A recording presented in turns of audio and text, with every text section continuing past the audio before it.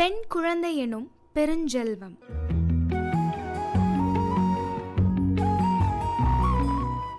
சென்னை பல்கலைக்கழகம் பொருளாதாரத்துறை உதவி பேராசிரியர் முனைவர் கே. மாலதி அவர்களுடன் நேர்முகம்.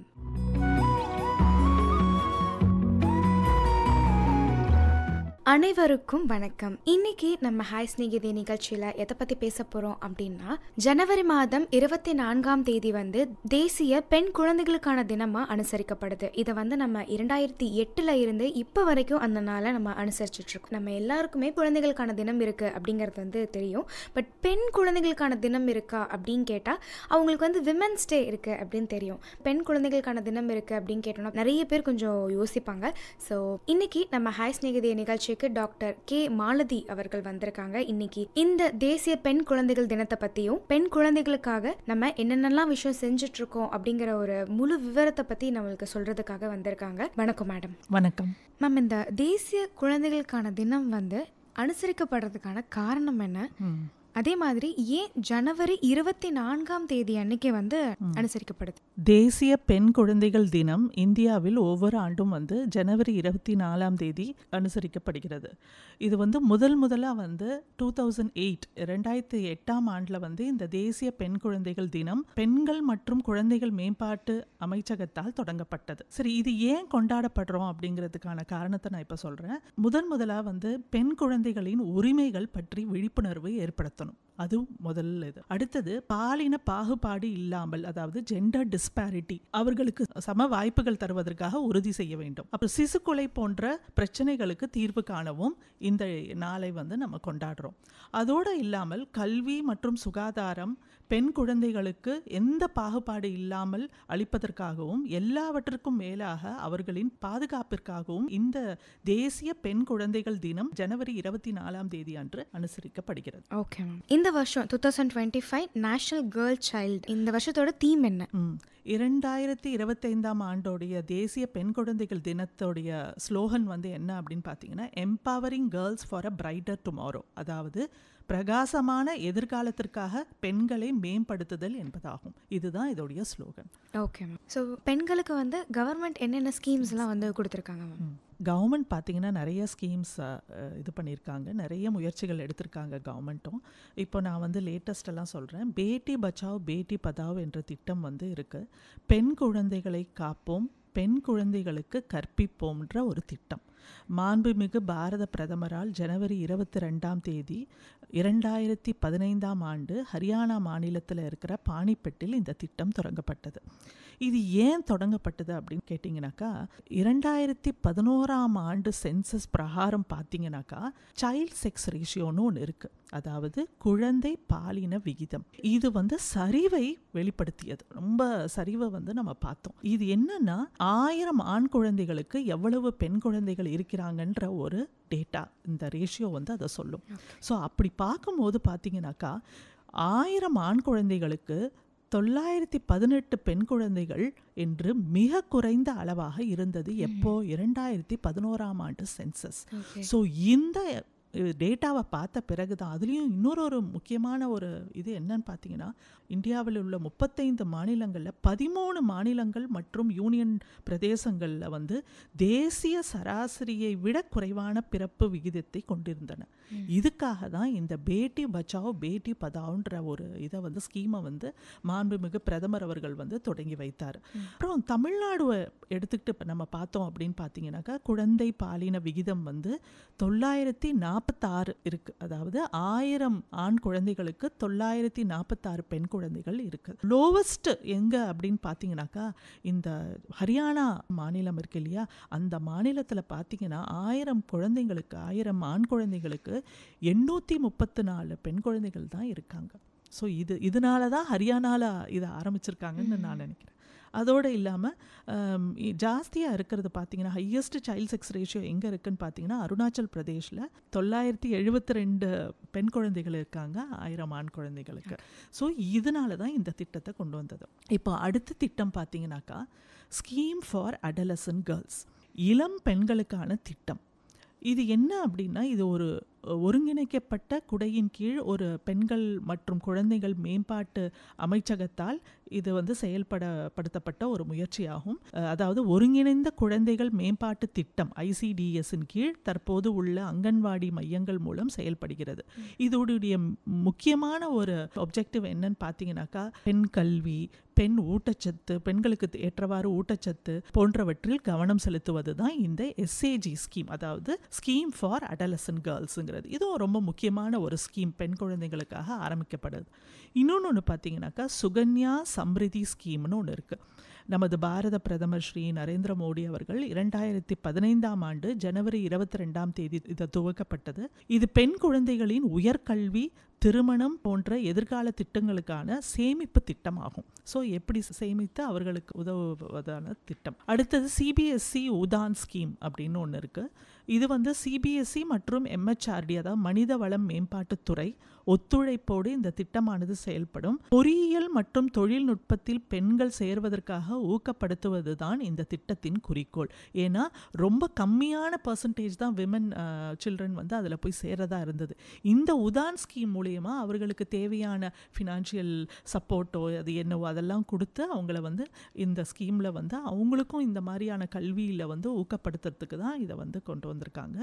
இன்னொரு ஒரு ரொம்ப முக்கியமான ஸ்கீம் என்னன்னு பார்த்தீங்கன்னா, scheme for promotion of menstrual hygiene. So முக்கியமாக இந்த 10லேருந்து 19 வயது உள்ள அடலசன்ட் கேர்ள்ஸ் இருக்காங்க இல்லையா, அவங்களுக்கான இளம் பெண்களுக்கான திட்டம் இது. ஸோ மாதவிடாய் சமயத்தில் சிறுமிகள் தூய்மையாகவும் பாதுகாப்பாகவும் இருக்கிறதுக்காகவும் இந்த சானிட்டரி நாப்கின்ஸ்லாம் வந்து அவங்களுக்கு குறைந்த விலையில் விநியோகம் பண்ணுறதுக்காகவும் தான் இந்த திட்டத்தை இது. நான் சொன்னது எல்லாமே வந்து சென்ட்ரல் கவர்மெண்ட்டோட ஸ்கீம்ஸ். இங்கே தமிழ்நாடு அரசு திட்டங்கள் பார்த்தீங்கன்னாக்கா 1992 வந்து முதலமைச்சரின் பெண் குழந்தை பாதுகாப்பு திட்டம். ஸோ ஒரு குடும்பத்தில் ஒரு பெண் குழந்தை மட்டுமே பிறந்திருப்பின் அப்பெண் குழந்தையின் பெயரில் நிலையான வைப்பு தொகையான ரூபாய் 50,000 தமிழ்நாடு மின்விசை நிதி மற்றும் அடிப்படை வசதி மேம்பாடு நிறுவனத்தில் செயல்படுகிறது.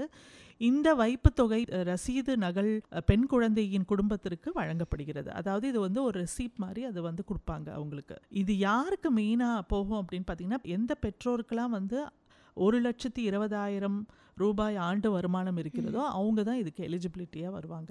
மகளிர் திட்டம் கிராமப்புறம் மற்றும் நகர்ப்புறங்கள் எல்லா இடத்துலையும் இருக்கும் பெண்கள் மகளிர் சுய உதவி குழுக்கள் ஆரம்பித்து அவர்களுக்கு தேவையான பயிற்சியும் உதவியும் செய்யப்படுகிறது. இது ஒரு முக்கியமான ஒரு திட்டமாக இருக்குது. அடுத்தது பார்த்தீங்கன்னாக்கா doctor Muthulakshmi Reddy maternity benefit ஸ்கீம்னு ஒன்று இருக்குது. கர்ப்பிணி பெண்களுக்கு, அதாவது வறுமை கோட்டிற்கும் கீழே உள்ள பெண்களுக்கு, கர்ப்பிணி பெண்களுக்கு குழந்தை பேறு உதவி திட்டம், ஊட்டச்சத்து மற்றும் மருத்துவ செலவு ஆகியவற்றிற்கு அரசு மூலம் அவர்களுக்கு உதவி செய்யப்படும். இது வந்து ஒரு ஸ்டேட் கவர்மெண்ட் திட்டம். இதுக்கெல்லாம் இப்போ ரீசெண்டாக வந்திருக்கிறது தான் இந்த புதுமை பெண் திட்டம்ங்கிறது. தமிழக அரசு 2022ஆம் ஆண்டு அறிமுகப்படுத்தியது தான் இந்த மூவலூர் ராமாமிர்தம் அம்மையார் உயர்கல்வி உறுதி திட்டம் என்பது, புதுமை பெண் திட்டம் என்பது. கலை, அறிவியல், தொழில் முறை, துணை மருத்துவம், டிப்ளமோ, இளநிலை, முதுநிலை ஆகியவற்றில் மேற்படிப்பை தொடர விரும்பும் பெண்களுக்கு உதவித்தொகை வழங்கப்படும். ஒரே வீட்டில் ஒன்றுக்கும் மேற்பட்ட பெண்கள் இருந்தாலும் இந்த திட்டத்தின் மூலம் உங்களுக்கு உதவி பண்ணுவாங்க. இந்த திட்டத்தின் கீழ் மாதம் 1000 ரூபாய் உதவித்தொகை அரசால் வழங்கப்படுகிறது. இது ஒரு திட்டம். இப்போ இவ்வளோ நேரம் வந்து என்னென்ன திட்டங்கள் இருக்கு அப்படின்னு நம்ம பார்த்துருந்தோம். இப்போ இந்த பெண் குழந்தைகளை வந்து பாதுகாக்கிறதுக்காக என்னென்ன லாஸ் இருக்கு, என்னென்ன சட்டங்கள் இருக்கு? ஆக்சுவலாக பார்த்தீங்கன்னா நிறைய லாஸ் இருக்கு. இது நிறைய பெண்களுக்கு இது தெரிய வாய்ப்பில்லை. இதுதான் அவேர்னஸ் கொண்டு வரணுங்கிறது. ஸோ அவங்களுக்கு வந்து விழிப்புணர்வு வேணும். இவ்வளோ சட்டங்கள் இருக்கு, இவ்வளோ அவங்கள பாதுகாக்கிறதுக்காக வந்து லாஸ் நிறையா இருக்குங்கிறது அவங்களுக்கு கண்டிப்பாக தெரிய வேண்டும். ஸோ இதில் என்னெல்லாம் இருக்குன்னு பார்த்தீங்கன்னாக்கா 1961ஆம் ஆண்டே வந்து டவுரி ப்ரொஹிபிஷன் ஆக்ட்னு ஒன்று கொண்டு வந்திருக்காங்க. வரதட்சணை வாங்குவதும் குற்றம், கொடுப்பதும் குற்றம். ஸோ அந்த ஒரு இதில் வந்து இதை கொண்டு வந்தாங்க. Protection of women from domestic violence act, குடும்ப வன்முறை, இது வந்து 2005ஆம் ஆண்டில் வந்து தொடங்கப்பட்டது. அப்புறம் sexual harassment of women at workplace, பாலின துன்புறுத்தல், பாலின தாக்குதல் இவற்றிலிருந்து பெண்களை காப்பதற்காக 2013ஆம் ஆண்டில் தொடங்கப்பட்டது. அதுக்கப்புறம் ஈக்குவல் ரெமுனரேஷன் ஆக்ட் அப்படின்னு சொல்லிட்டு, அதாவது பெண்களுக்கு ஈக்குவல் பே, அதுக்காக இந்த அப்புறம் போஷ் ஆக்ட், அதாவது வேலை செய்யும் இடத்தில் அவர்களுக்கு ஏதாவது பாலின துன்புறுத்தல் இருந்தால் அதற்கு வந்து இந்த ஆக்ட் ஹெல்ப்பாக இருக்கும். Prohibition of child marriage act 2006 சிறார் திருமணத்திற்கு எதிர்த்து அது இந்த ஒரு அவங்கள ப்ரொடெக்ட் பண்ணுறதுக்காக வந்தது தான் இந்த ஆக்ட். ஹிந்து சக்சஷன் ஆக்ட்னு ஒன்று இருக்குது. ஹிந்து சக்சஷன் ஆக்ட் 1956 பெண்களுக்கும் சொத்தில் பங்கு அளிப்பது தான் இந்த பர்டிகுலர் ஆக்ட். ஸோ இந்த மாதிரி நிறைய ஆக்ட் இருக்குது. இன்னொன்று வந்து நேஷ்னல் கமிஷன் ஃபார் விமன் ஆக்ட்னு ஒன்று இருக்குது. 1990ஆம் ஆண்டில் வந்து இவங்க பெண்களுக்கு எங்கே அநீதி நேர்ந்தாலும் சரி, அவர்களுக்கு எதிராக நடக்கும் குற்றங்கள் ஆனாலும் சரி, NCW தவிர தீவிரமாக விசாரணையில் ஈடுபட்டு பாதிக்கப்பட்ட பெண்ணிற்கு துணை நின்று அவர்கள் காப்பார்கள். அதுதான் இந்த தேசிய குழந்தைகளுக்கான தினம் வந்து அனுசரிக்கப்படுது இல்லையா? இதோட 2008 ஆரம்பிச்சாங்க. இதோட இலக்கு என்னவாக இருக்கணும்னு ஆரம்பிச்சாங்க? பெண்களுக்கு அதிகாரம், அதை ஒட்டிய விழிப்புணர்வு, பாலின பாகுபாடு இல்லாமல் இருப்பதற்காகவும் பாதுகாப்பு அளிக்க வேண்டும். பெண்களுக்கு எதிராக நடக்கக்கூடிய வன்முறைகளிலிருந்து அவர்களை பாதுகாக்க வேண்டும். இதுதான் அதோடைய இலக்கு. கவர்மெண்ட் வந்து நிறைய ஸ்கீம்ஸ், நிறைய திட்டங்கள், சட்டங்கள் கொடுத்துருக்காங்க மேம். பட் இருந்தாலும் அது போய் இப்போ மக்களை போய் எல்லாத்துக்கிட்டையுமே சேருமா அப்படிங்கிறது வந்து கொஞ்சம் கேள்விக்குறி தான். ஏன்னா அந்த விஷயங்கள் எல்லாமே கவர்மெண்ட் கொடுத்தாலும் நம்ம அதை ஏற்று செய்கிறோமா, நம்மளுக்கு அந்த விஷயம் தெரியுதா, நம்ம அதை பண்ணுறோமா அப்படிங்கிற மாதிரி இருக்கு. இப்போ கவர்மெண்ட் இல்லாமல் இன்ஸ்டிடியூஷன்லேயோ ஒரு வாலண்டியர்ஸோ அந்த மாதிரி என்ன விஷயங்கள் செய்யறதுனால இந்த அவேர்னஸை இன்னும் நம்ம அதிகமாக்கலாம் இந்த சமுதாயத்தில்? கண்டிப்பாக இது வந்து எல்லார் கையிலையும் இருக்கு. இது வந்து வெறும் ஒரு கவர்மெண்ட் மட்டும் ஒரு செயல் திட்டத்தை கொண்டு வந்துட்டு எல்லாரும் இது பண்ண முடியாது. இது என்னன்னா எல்லா பள்ளிகள், கல்லூரிகள், பல்கலைக்கழகங்கள் இவங்கெல்லாம் என்ன பண்ணணும் அப்படின்னா இந்த திட்டத்தை பற்றின ஒரு விழிப்புணர்வை கொண்டு வரணும். கண்டிப்பாக ஒரு அவேர்னஸ் ப்ரோக்ராம் கொண்டு வரலாம் அந்த நாள் அன்னைக்கு. அதாவது இந்த நேஷ்னல் கேர்ள் சைல்ட் டே கொண்டாடுறோம் இல்லையா, ஜனவரி 24 அன்னைக்கு. எப்படி விமென்ஸ் டே கொண்டாடுறோம் நம்ம 8 மார்ச் 8ஆம் தேதி எல்லாரும் கொண்டாடுறோம் இல்லையா, அந்த மாதிரி வந்து இதுக்கு விழிப்புணர்வு கண்டிப்பாக தேவை.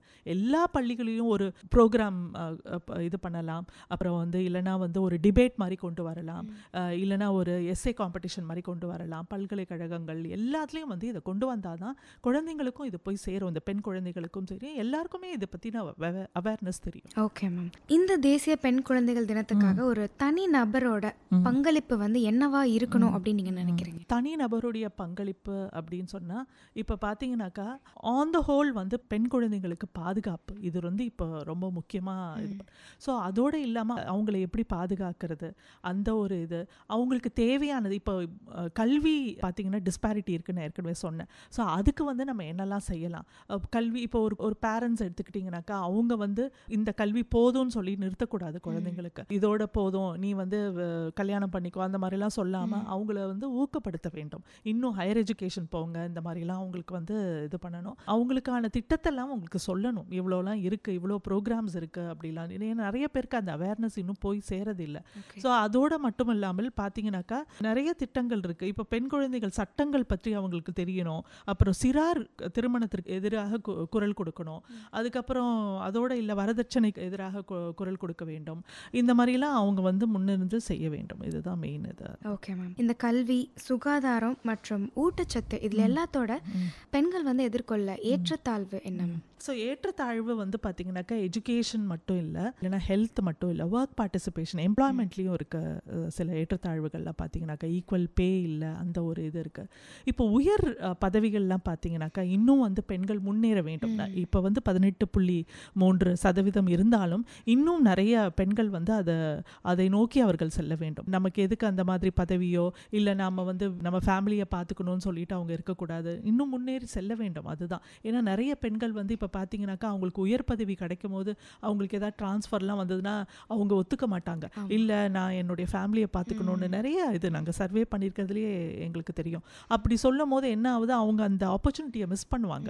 ஸோ அந்த மாதிரிலாம் இல்லாமல் அவங்க வந்து ஃபேமிலியும் இருந்தாலும் அதை பேலன்ஸ் பண்ண தெரிஞ்சுக்கணும். ஒர்க் பேலன்ஸ், அந்த ஒர்க் ஃபேமிலி எல்லாம் பேலன்ஸ் பண்ண தெரிஞ்சுக்கணும். அப்போ தான் வந்து அவங்க முன்னேற முடியும். எஸ் மேம், நீங்கள் சொல்கிறது கரெக்ட். அதாவது இப்போ நீங்கள் சொல்கிறீங்க ஒருத்தங்களுக்கு சிஇஓவாக வந்து அவங்கள ப்ரொமோட் பண்ணுறாங்க அப்படின்னா அவங்க ஃபேமிலி இம்பார்ட்டன்ஸ் கொடுத்து அது போகிறதுக்கே யோசிக்கிறாங்க. ஆனால் இன்னும் நிறைய கம்பெனிஸில் வந்து அவங்க ஃபீமேலாக இருக்கிறதுனாலே அவங்களுக்கு அந்த சிஇஓ பதவி கொடுக்கறதில்ல. ஏன்னா எப்படினாலும் அவங்க அவங்க ஃபேமிலியை தானே சூஸ் பண்ணுவாங்க. ஈவன் நம்ம சிஇஓன்னு பேசுகிறோம், அவங்களுக்கு ப்ரொமோஷன் கொடுக்கறதுக்கே யோசிக்கிறாங்க. அவங்களுக்கு கொடுத்த அந்த வேலையை அவங்க செய்வாங்களா, அவங்க ஃபஸ்ட்டு ஃபேமிலியை தான் இம்பார்ட்டன்ஸ் கொடுப்பாங்க அப்படின்னு சொல்கிறாங்க. ஆனால் நிறைய பேருக்கு என்ன தெரிய மாட்டேங்குது அப்படின்னா, இப்போது நிறைய விஷயங்கள் மாறிடுச்சு. பெண்கள் வந்து வீட்டில் ஹோம் மேக்கராக இருக்கவங்களை வந்து வீட்டில் அவங்க வேலை பார்க்குறது ரொம்ப கஷ்டமான விஷயம் அப்படின்னு நம்ம பேசுகிறோம். நம்ம வேலைன்னு வரும்போது இந்த வீட்டில் பார்க்குற வேலையை வந்து அவங்க பெருசாக எடுத்துக்கிறது இல்லையோ அப்படிங்கிற மாதிரி ஒரு எண்ணம் இருக்குது. இப்போ நான் ரீசெண்டாக சோஷியல் மீடியாவில் ஒரு விஷயம் பார்த்தேன். எப்பயுமே ஹஸ்பண்ட் மெட்டீரியல், ஒய்ஃப் மெட்டீரியல் அப்படின்னு சொல்கிற மாதிரி ஏன் ஒரு பெண்ணை வந்து சிஇஓ மெட்டீரியல்னு சொல்கிறது இல்லை, ஏன் அவங்க அதுக்கு தகுதியானவங்க இல்லையா அப்படின்னு கேட்குற மாதிரி. நல்லா சொன்னீங்க நீங்கள். அதாவது இன்னும் நம்ம அந்த பேட்ரியார்ச்சல் நார்ம்லேருந்து வெளியே வரலை, அதுதான் உண்மையான ஒரு இதுன்னு சொல்லலாம். நிறைய இடங்கள்ல இப்போ எவ்வளோ நம்ம முன்னேறி இருக்கோம், அதையும் நான் சொல்லிக்க விரும்புகிறேன்.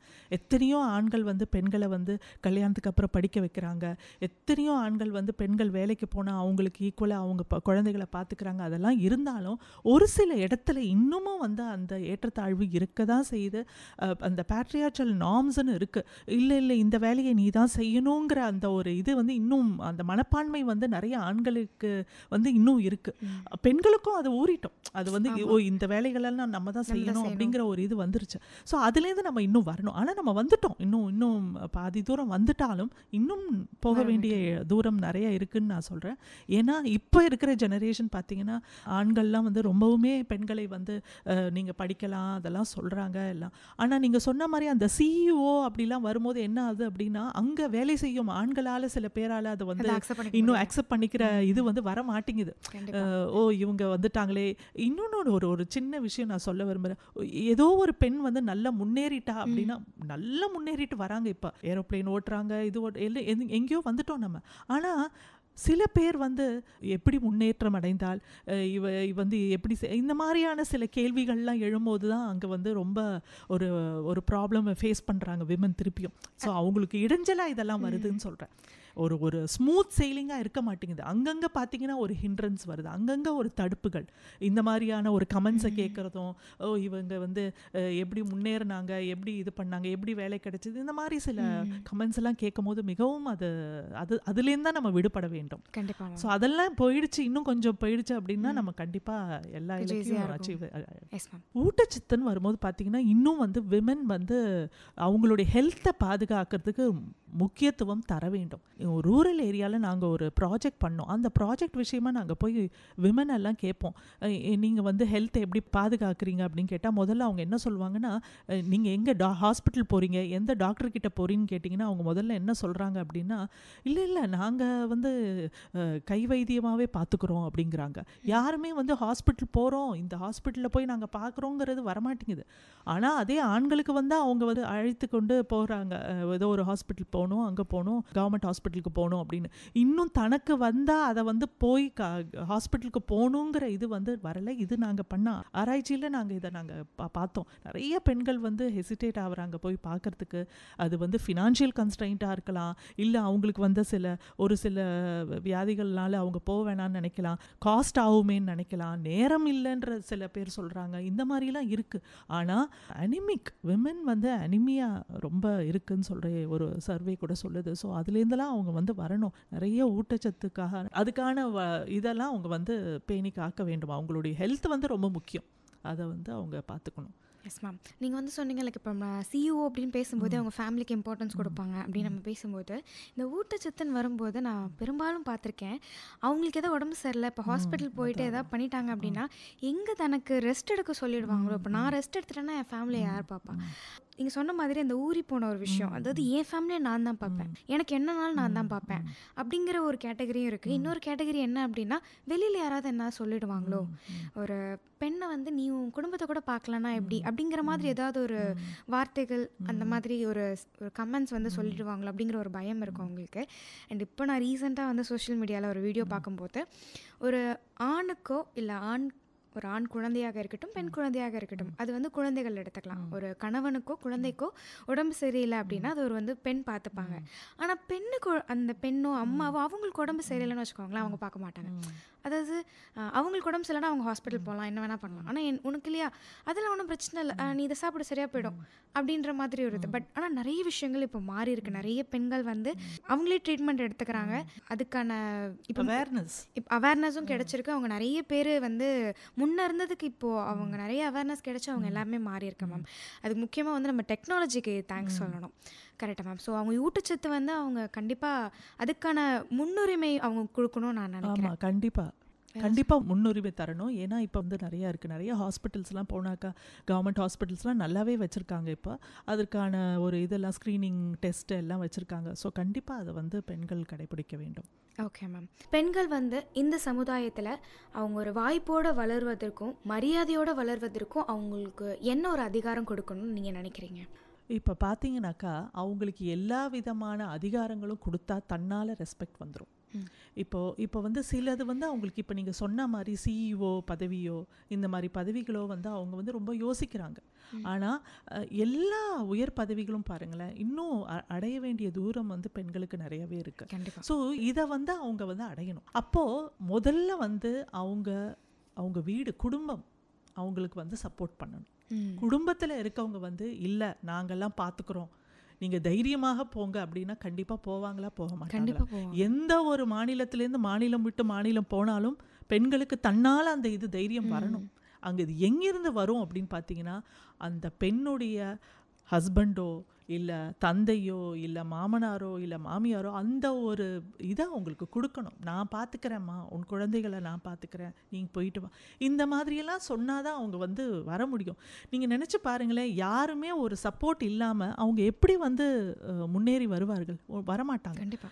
அதோடு இல்லை, இப்போ நீங்கள் சொன்னி ஒரு பவர், கரெக்டாக அது வந்து வேணும். அப்படின்னா அந்த இது வேணும்னா கல்வி முதல்ல வேணும். கல்வி வந்து முதல்ல வந்து கல்வி வேணும். உயர்கல்வி வந்து அவங்க வந்து வரணும். அதோட கல்வி கற்றதோடு நிறுத்தாமல் அடுத்த கட்டமான எம்ப்ளாய்மெண்ட் ஆப்பர்ச்சுனிட்டி, வேலைக்கு போக வேண்டும். அவர்கள் எல்லாம் சொந்த காலில் நிற்க வேண்டும்.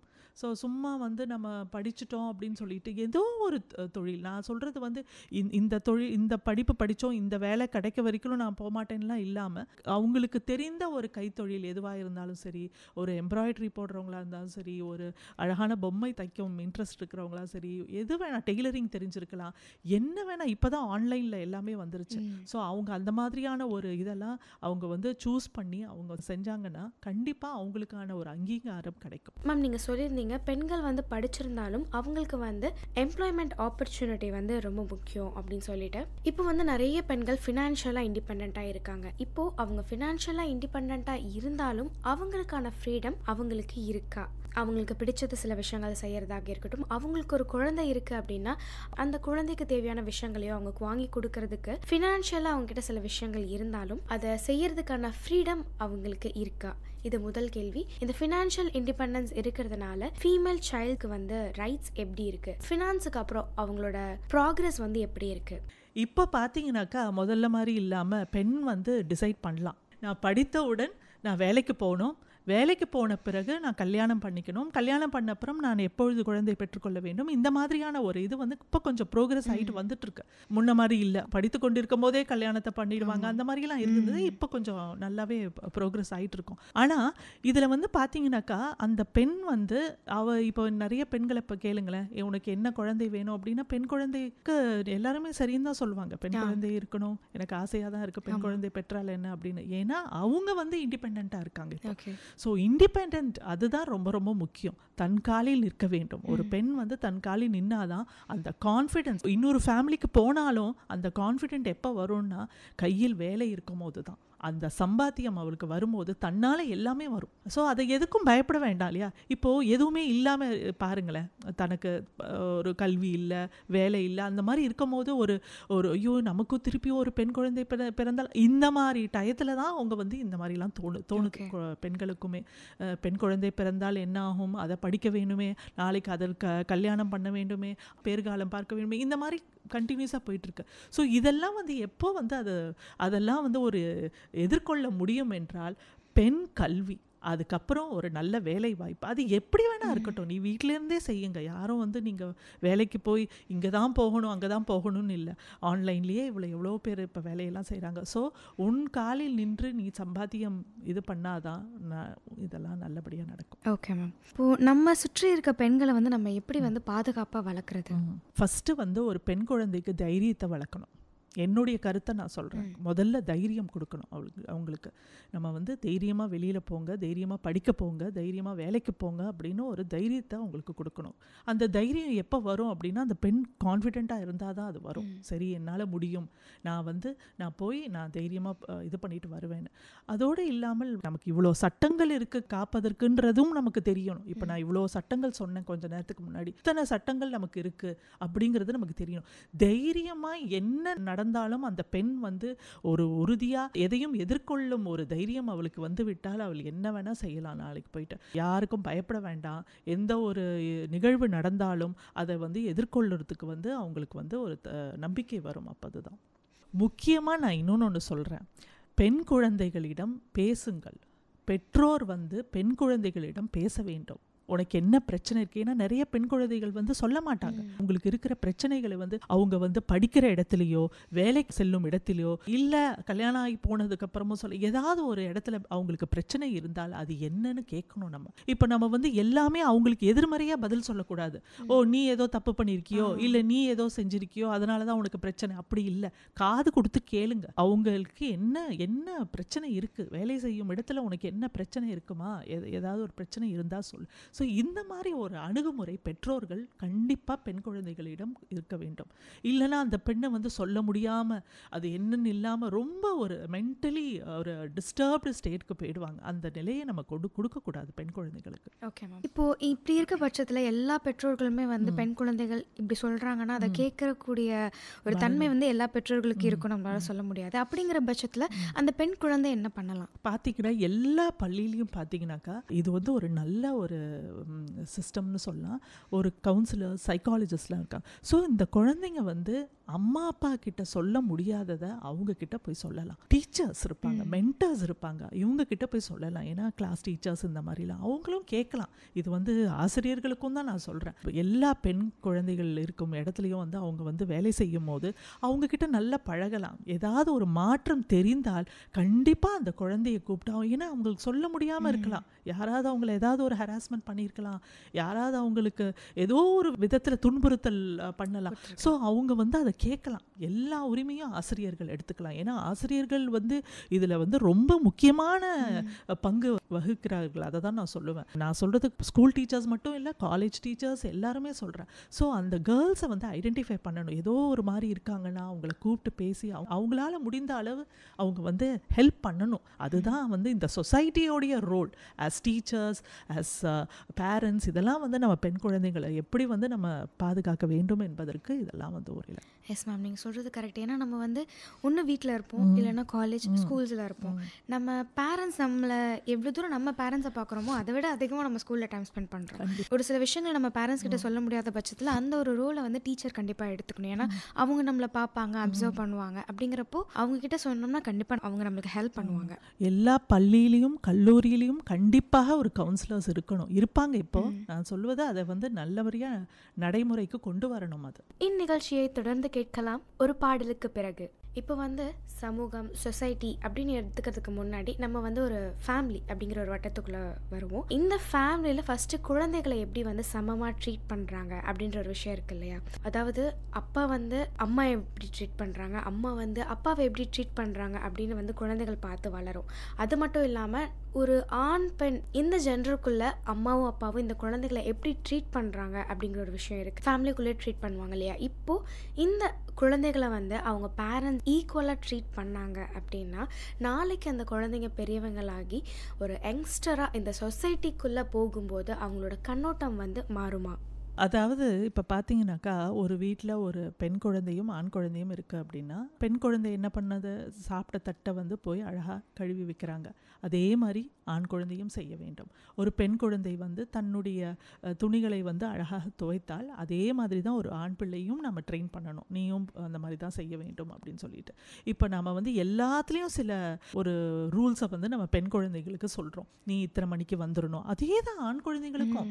நீ ஆண் குழந்தையாக இருக்கான்னு சொல்லிட்டு நீ வந்து 10 மணிக்கு மேலே வா, நைட் எப்போ வேணா வா, அது கிடையாது. என்னெல்லாம் நம்ம பெண் குழந்தைகளுக்கு சொல்லி வளர்க்குறோமோ, இது வந்து ஒரு பாதுகாப்புக்காக சொல்கிறோம் தான், கரெக்ட். ஆனால் அதுவும் ஆண் குழந்தைகளுக்கும் சொன்னாதான் அந்த ஈக்குவாலிட்டி வந்து நம்ம வீட்டிலேருந்தே கொண்டு வரோம். ஸோ ஒவ்வொரு வீடும் இந்த மாதிரி இருந்தால் அதை நினச்சி பாருங்களேன், ஒரு நாட்டிற்கு பாடமாக இருக்கும் இல்லையா. ஸோ வந்து ஒவ்வொரு வீட்டுக்கும் நம்ம வந்து எல்லாரும் இதை வந்து ஃபாலோ பண்ணணும். இந்த பெண் குழந்தைங்களுக்கு மட்டும்தான் இந்த சில ரூல்ஸை நம்ம ஃபாலோ பண்ணணும் அந்த மாதிரிலாம் இல்லாமல், இது வந்து எல்லாமே பெண் ஆண் அந்த மாதிரிலாம் எந்த ஒரு பாகுபாடு இல்லாமல் எல்லாமே நல்ல, எதெல்லாம் வந்து நல்ல பழக்க வழக்கங்கள் வந்து 2 பேர்கிட்டையும் நம்ம வந்து சொல்லித்தரணும். அதே தான் அவங்களும் செய்ய நம்ம வைக்கணும். அதுதான் வந்து முக்கியமானது. எந்த வேலையுமே பிரித்து கொடுக்கணும். அதாவது சொல்கிற மாதிரி கிச்சன்னா பொண்ணுங்க இருக்கணும், ஏதாவது வெளியில் போய் வாங்கிட்டு வரதுன்னா பசங்க போய் வாங்கிட்டு வீடு கூட்டுறதை வந்து ஆண் பிள்ளைகிட்ட சொல்றது வந்து ஒரு தப்புமே இல்லையே. அதை வந்து அம்மாவாகிய நம்மளே வந்து ஐயோ பையன்கிட்ட சொல்கிறோமோன்றதை நினைக்கவே கூடாது. அதில் ஒரு தப்பும் இல்லை. மாடியில் துணி இருந்தால் நீ போய் எடுத்துகிட்டு வா, இதில் என்ன தப்பு இருக்குது, போய் எடுத்துகிட்டு வா, அது ஒன்றும் ஒரு தப்பும் இல்லை. அது பெண் குழந்தை தான், நம்ம போய் எடுத்துகிட்டு வாமா அப்படிலாம் சொல்லக்கூடாது. இது எல்லார்கிட்டையும் நம்ம சொல்லி வளர்க்கலாம். அப்போ தான் அவர் நாளைக்கு வந்து அந்த பையன் வந்து ஒரு 25 வயது அடைஞ்சு அவன் கல்யாணம் பண்ணிட்டு போகும்போது நம்ம இந்த அளவு நம்ம அம்மா எல்லாம் சொல்லி நம்மளை வளர்த்துருக்கான்றது தெரியும். ஸோ மனைவி கிட்ட வந்து நீ தான் அதை செய்யணும், அது உன்னுடைய ரோல் அப்படின்ற இதெல்லாம் வராது அப்போ. ஸோ அதனால் வந்து நம்மளுடைய வீட்டிலிருந்தே ஆரம்பிக்கிறது இந்த ஈக்குவாலிட்டிங்கிறது. நம்மளுடைய அவங்கவுங்க வீட்டிலேருந்தே ஆரம்பிக்கிறது தான் இது. அதே மாதிரி தான் நான் சொல்கிறது, பசங்க கணவன் மனைவியே அப்படி இருக்கலாமே. கிச்சனில் வேலை செய்தால் ஒரு தவறும் இல்லை. வந்து ஒரு ஹஸ்பண்ட் வந்து வேலை செய்ய கொஞ்சம் ஒரு உதவி செய்யறதுல வந்து ஒரு தப்புமே இல்லையே, செய்யறதுனால ஒரு தப்பும் இல்லை. அந்த மாதிரி தான் இருக்கணும் எல்லா வீட்லேயும். இது பெண்களுக்கான ஒரு இதுதான், இது ரோல் வந்து இந்த கிச்சன் ரோல்ன்றது ஒரு பெண்ணுக்கு தான்ன்றது எங்கேயுமே எழுதி வைக்காத சட்டமாக தானே இருக்குது. எங்கே எழுதி வச்சிருக்கு? இல்லை இது வந்து பெண்ணுடைய இதுன்னு ஏதாவது ரூல்ஸில் இருக்கா? இல்லையே. ஆனாலும் அதை நம்ம இதுதான் சொல்கிறேன், இது நம்ம வழி வழியாக வந்துட்டோம். இது வந்து எப்போ இது வரும் அப்படின்னா, இப்போ நாம் வந்து ஒரு ஃபேமிலியில் வந்து ஒரு அப்பா செய்கிறாருன்னு வச்சுக்கோங்களேன், மகன் அதை பார்க்குறான், ஐயோ நம்ம அப்பா எல்லாமே செய்கிறாரே அப்படிங்கிறது அந்த மகனுக்கு தெரியும். ஒரு வீட்டில் பாருங்க, அப்பா எதுவுமே செய்யாமல் அப்படியே உட்காந்துருக்காரு, வெறும் காஃபி டம்ளரில் காஃபி மட்டும் குடிச்சிட்டு நியூஸ் பேப்பர் மட்டும் பார்த்துட்டு எல்லா வேலையும் பெண் செய்யும் போது அந்த பையன் என்ன பண்ணுறான், ஓஹோ இது அம்மா செய்யறது, ஒரு பெண் செய்ய வேண்டியதெல்லாம் இது இந்த ரோல் அப்படிங்கிறது அவன் மனதில் போய் சேர்ந்துருது. அப்பா அதாவது ஆண் வந்து இப்படிலாம் இருக்கணும், நம்ம காஃபி குடிச்சிட்டு பேப்பர் படிக்கணும் அப்படின்னு நினச்சா அது அப்படியே தான் வரும். ஆனால் எந்த வீட்டில் வந்து ஒரு ஆண் வந்து பெண்ணுக்கு ஈக்குவலாக அவரும் ஹெல்ப் பண்ணுறாரு எல்லா விஷயத்திலும், ஒரு துணியை மாடியிலேருந்து எடுத்து தர்றதாகட்டும், ஒரு வீடு குப்பையாக இருந்தால் கூட்டத்தில் ஒரு தப்பும் இல்லை. இதையெல்லாம் அவர் பார்க்கும் போது என்ன ஆகுது, அந்த பையன் பார்க்கும் போது சரி நாமளும் அப்படி செய்யணுங்கிற ஒரு மனப்பான்மை அப்போ தான் வரணும். இதெல்லாம் மாற வேண்டும். இது வந்து இந்த ரோல்லாம் பெண்ணுடைய ரோலுங்கிறது எந்த ஒரு சட்டத்திலையும் இல்லை. இது நாமளாக கொண்டு வந்து அது இன்னும் போயிட்டுருக்கு. சில இடங்களில் இது மாற்றம் நல்லாவே இருக்குது. இன்னும் இப்போ இருக்கிற ஜெனரேஷன் வந்து ரொம்ப நல்லாவே அவங்க வந்து எப்படி பிரிச்சுக்கிறாங்க, நீ இதை செய்ய நான் அதை செய்யணும். இன்னும் மாறினா இன்னும் நல்லது தான். அண்ட் இப்போ நீங்கள் சொன்ன விஷயத்துல மேம், இப்போது அப்பா எந்த வேலையுமே செய்யாமல் லைக் அவர் காஃபி குடிச்சிட்டு நியூஸ் பேப்பர் படிக்கிறாரு, பையன் அதை பார்த்து வளர்றாரு அப்படின்னா, அவருக்கு ஒன்ஸ் மேரேஜ் ஆயிடுச்சுன்னு வச்சுக்கோங்களேன், அவர் வந்து ஆஃப்டர் மேரேஜ் அவரோட ஒய்ஃபுக்கு அவர் ஹெல்ப் பண்ணிட்டார் அப்படின்னா அதை வந்து அவங்க அம்மாவால் தாங்கிக்க முடியாது. நம்ம குடும்பத்தில் அந்த மாதிரி ஒரு பழக்க வழக்கமாக பையன் எப்படி வேலை பார்க்கலாம், ஏன் இப்போ நான்லாம் வேலை பார்க்கலையா அப்படிங்கிற ஒரு மனப்பான்மை அந்த அம்மாக்களுக்கு இருக்குது. அது கண்டிப்பாக மாறணும். இது நீங்கள் சொல்கிற மாதிரி முதல்ல வீட்டில் இருந்ததே ஆரம்பிக்கிற ஒரு விஷயம். இப்போ வந்து நம்ம அடுத்து ஒருவேளை அந்த பையன் வந்து ஒய்ஃபுக்கு ஹெல்ப் பண்ணிட்டார் அப்படின்னா அம்மாவால் அந்த விஷயத்தை தாங்கிக்க முடியாது அப்படின்றப்போ, அப்போ அந்த அம்மாக்கள் என்ன நினைப்பாங்கன்னா, அந்த பெண் இப்போ இருக்க ஜென்ரேஷனில் எல்லாருமே வேலைக்கு போகிறாங்க, அவள் வேலைக்கு போகிறா அப்படிங்கிற ஒரு திமிரில் இந்த மாதிரி செய்கிறா அப்படின்றப்போ, இந்த சமுதாயத்தில் அந்த மாதிரி அம்மாக்களோ அந்த மாதிரி நினைக்கிற பெண்களுக்கோ என்ன ஒரு சேஞ்சஸ் வேணும்னு நீங்கள் நினைக்கிறீங்க? இல்லை, இதெல்லாம் ஒரு மாற்றம். இந்த மாற்றத்தை நம்ம அக்செப்ட் பண்ணிக்கணும். இதை வந்து நம்ம வந்து வேற மாதிரி திங்க் பண்ணக்கூடாது. ஐயோ நம்ம பையன் செய்கிறானே அந்த அம்மா வந்து வருத்தம் அடையக்கூடாது. அதை வந்து சந்தோஷமா ஏத்துக்கணும். என்ன கேட்டாக்கா, ஏன்னா இப்போ மாறி வருகிறது சமுதாயம். அந்த காலம் முடிஞ்சு போச்சு. இப்போ பெண்கள் மட்டுமே இருந்து பெண்கள் மட்டுமே கஷ்டப்பட்டு கிச்சன்ல இருந்த காலம் மாறி கொஞ்சம் கொஞ்சமா வந்துட்டு இருக்கும் போது அந்த அம்மா வந்து நிஜமாவே என்கரேஜ் பண்ணணும். பரவாயில்லப்பா, அந்த பெண்ணும் வேலைக்கு போயிட்டு தானே வரா. இப்போ அந்த காலத்துல என்ன அப்படின்னா, அவங்களாம் வேலைக்கு போகல, அதனால வந்து எல்லாம் செஞ்சாங்க. அந்த ஆண் வந்து செஞ்சா ஏதாவது ஒன்று செஞ்சா அம்மா வந்து நீ செய்யாதப்பான்னு சொல்லுவாங்க. ஆனா இப்போ அப்படி இல்லையே.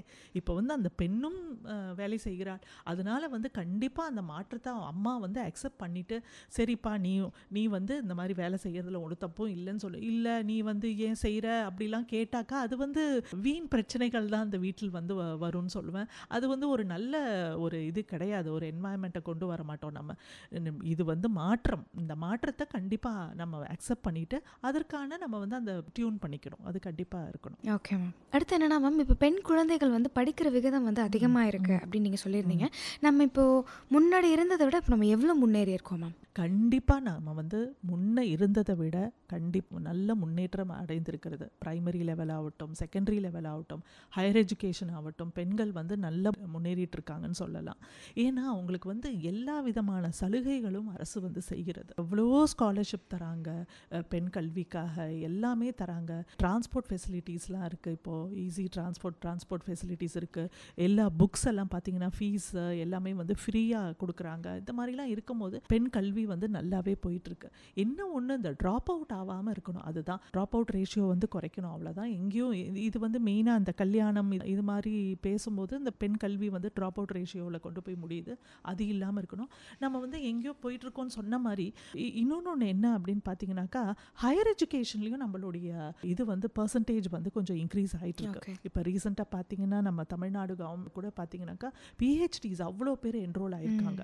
நிறைய பேர் பிஹெச்டிஸ் என்ரோல் ஆகிருக்காங்க. நிறைய பேர் டாக்டரேட் படிக்கிறாங்க. நான் சொல்கிறது பெண்கள். ஆண்களுக்கு ஈக்குவலாக பெண்கள் வந்து பிஹெச்டி பண்ணுறாங்க. இது போதாதா? ஒரு பர்சன்டேஜ் எவ்வளோ இன்க்ரீஸ் ஆயிருக்குன்றதுக்கு இது போதாதா? ஒரு கான்வெகேஷன் நடந்தது, அவ்வளோ பேர் பெண்கள் வந்திருக்காங்க. ஸோ அது போதும் நம்மளுடைய ஒரு வளர்ச்சி அடைந்ததுக்கு. ஆனால் இந்த வளர்ச்சியானது எதில் காட்டும்னா அவங்களுக்கான எம்ப்ளாய்மெண்ட் ஆப்பர்ச்சுனிட்டிலையும் இருக்குது. வேலை வாய்ப்புலையும் நம்ம வந்து அவங்களுக்கு வந்து கவர்மெண்ட் வந்து ஹெல்ப் பண்ணி அவங்கள முன்னேற வைக்க வேண்டும். அடுத்து வந்து இந்த சமுதாயத்தில் பெண் குழந்தைகள் பெண்கள் எதிர்கொள்ளும் சவால்கள் வந்து என்னென்ன? பார்த்தீங்கன்னா நிறைய சவால்கள் இருக்குது. முதலாவது சொல்கிறது என்ன அப்படின்னு பார்த்தீங்கன்னா, பாலின பாகுபாடு, அதாவது ஜெண்டர் டிஸ்கிரிமினேஷன். ஸோ இது ஒரு பெரிய சவால். அடுத்தது பார்த்தீங்கன்னா வேஜ் இன்இக்வாலிட்டி, அதாவது ஊதிய சமத்துவ இன்மை. அதாவது world economic report again 2024 report வந்து என்ன சொல்லுதுன்னா, ஒரே வேலை செய்வதற்காக ஆண் வந்து பார்த்தீங்கன்னா 100 ரூபாய் வாங்குறாரு, அதே ஒரு பெண் வந்து 40 ரூபாய் வாங்குறாங்க. நிறைய வந்து அக்ரிகல்ச்சர் செக்டரில் நடக்குது. இது வந்து வேஜ் இன்இக்வாலிட்டி. ஸோ இது ஒரு பெரிய ஒரு டிஸ்கிரிமினேஷன் நம்ம சொல்லலாம். ஒரே வேலைக்கு எப்படி வந்து அவங்க வந்து டிஃப்ரெண்ட் வேஜஸ் வாங்குறாங்கன்றது ஒன்று.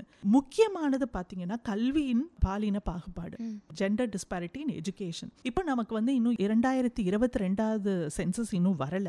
நான் சொல்றது வந்து 2011 சென்சஸ் பிரகாரம் பார்த்தீங்கன்னாக்கா கல்வி அறிவு விகிதம் பார்த்தீங்கன்னா பெண்களுக்கு வந்து 63% இருக்கு, அதே ஆண்களுக்கு பார்த்தீங்கன்னா 80% இருக்கு. ஸோ இதுலயே நீங்க பாருங்க எவ்வளோ டிஸ்பாரிட்டி இருக்குன்னு. நமக்கு இன்னும் 2022 வரல, வந்தப்புறம் தான் அதோடைய இது நமக்கு தெரியும். பெண் கல்வியில் முதன்மை மாநிலமாக இருப்பது பார்த்தீங்கன்னா கேரளா.